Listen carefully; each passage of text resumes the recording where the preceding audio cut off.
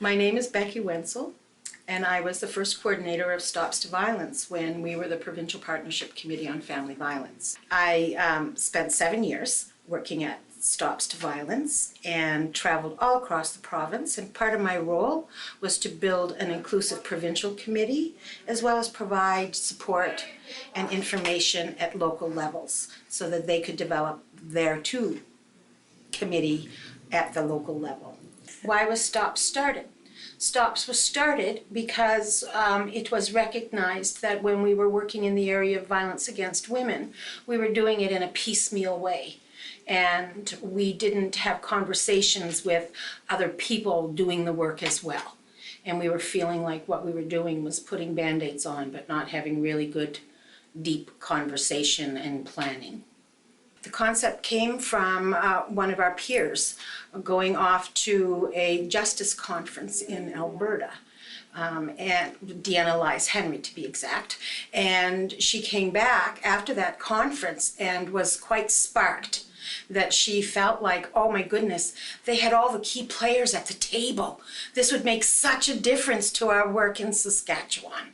The whole notion was to bring government and community together to develop a model of working together between community and government. The main benefits as STOPS, when we started looking at pulling things together on an inclusive steering committee, we recognized that the work gets done at the local levels. So we wanted not to have the steering committee be the one that dictates what goes on. So the notion was that we would have pilot communities and we would have a mini version of the provincial steering committee at the local level, so that when an issue came up locally, they dealt with it locally. But oftentimes some issues came up that were a provincial issue. So that information then came to the big group. The big group worked on it and came up with a plan. And I'll use an example of that. Somebody had seen an escape plan video for women experiencing violence in their relationships. And it was from the States. And we had a conversation as a group talking about, wouldn't it be wonderful to have, it's a wonderful resource, and wouldn't it be wonderful to have one looking like Saskatchewan?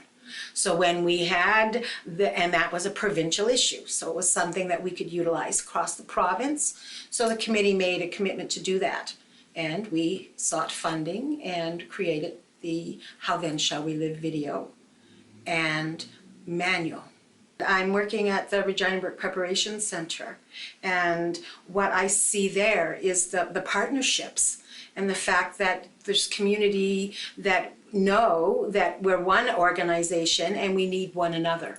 And how can we utilize each other's services in appropriate ways to best serve the people that we serve. Personally, I utilize it in my work on a regular basis.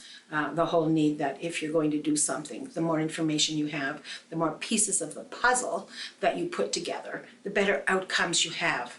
And the outcomes have more of an ability for sustainability than if I just pulled one piece and I just worked on one piece.